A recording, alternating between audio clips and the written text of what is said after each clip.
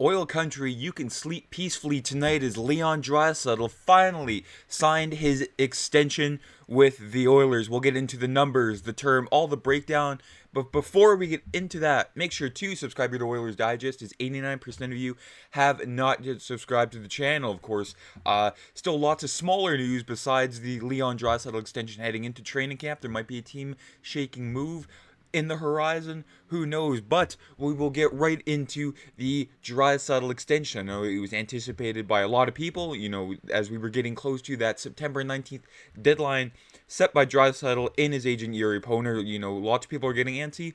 I wasn't. I was so sure that a deal was getting done, and it was. And the one word I can describe the deal is finally. Yes, finally, Leon Draisaitl does sign his extension with the Edmonton Oilers. Last night, it was rumored by the Too Much Hockey podcast last night at 10:34 Central Time. So we are hearing that Leon Draisaitl could sign as early as tomorrow. There's a possibility it could come in around 8 years at $14 million. Originally, we thought it could be around $13.5 million. As we know, things change, and everything we're hearing is that this deal should get done this week. Let's see how this all plays out. And I know $500K, you don't really want to, screw around one of your best players when it comes to a small number like that. Of course, that's how the Oilers lost Ryan Smith in 2007 when they couldn't come together on a contract extension. But this time, things turn out differently. And this morning, Bob Stauffer at 9 o'clock said today is going to be a good day in oil country. And okay, is something going to happen this afternoon? Nope, something happened earlier, not even less than a half hour ago. Leon's locked in. The Oilers have signed forward Leon Draisaitl to an 8-year contract extension beginning in 2025-26 with an average annual value of $14 million. And of course, you're saying, well, that's an overpayment. Not so likely. There's no doubt in my mind that the Oilers were going to lose Leon Draisaitl. Of course, it would come at a hefty payday, but it is well deserved in my opinion.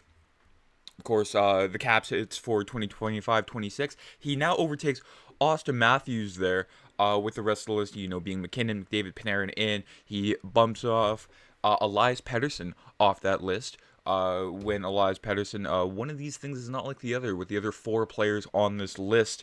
Connor McDavid, of course, his contract extension is coming up next summer, and I'm sure for 2026-27, his contract numbers will be number 1 on that list easily. Frank Saravalli here says Leon Draisaitl's 8-year extension, $14 million per year, and it is the highest in NHL history. It's not the highest total dollar deal in NHL history. That comes with Ovechkin at $124 million.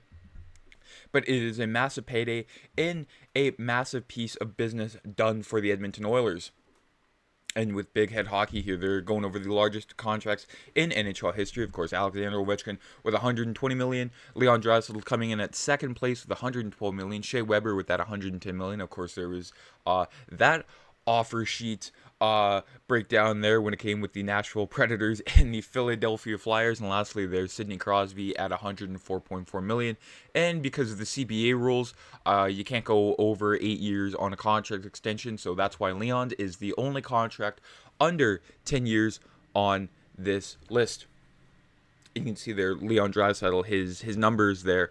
You can see why he got paid, and it is very easy why he did so, of course.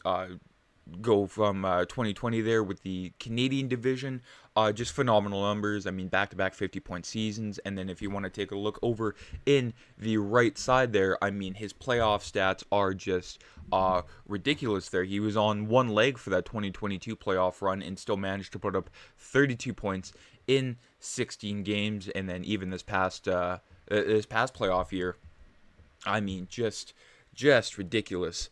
And then from Rono Hockey here, you can see his stat card. I mean, the defense, who cares? Who really cares? It's all about the offensive side here that the Oilers, are utilizing him for. Of course, on that power play, he is the trigger man when Connor McDavid finds him just with ease there. But again, it's the power play presence that Leon Draisaitl brings to the Oilers. And that's exactly why he got paid. And then Bob Stauffer here, since the start of the current 8-year deal in 2017, Leon Draisaitl ranks amongst the league second in points, 713, second in goals, 297. First with power play goals, 130. Of course, a majority of all of those goals came from that one-timer spot there at the right face-off circle. Just automatic. He's like a left-handed Alexander Ovechkin. And then, like I said, in the last 3 playoff seasons, Leon Draisaitl ranks second in points with 81, tied for first with 30 goals, second in assists in 15 power play goals. Of course, the Oilers' power play in the last few playoff years has been automatic.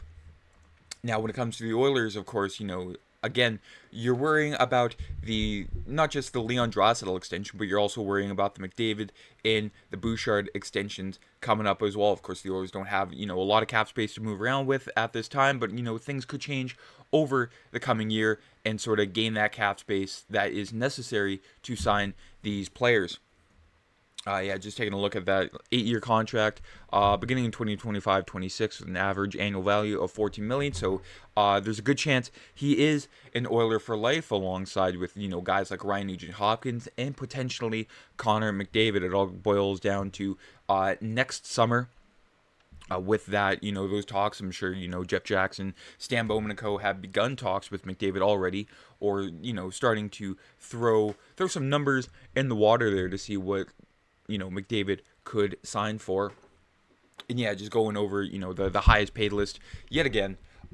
Takes over Austin Matthews, Nathan McKinnon, Artemi Panarin, and Elias Pettersson.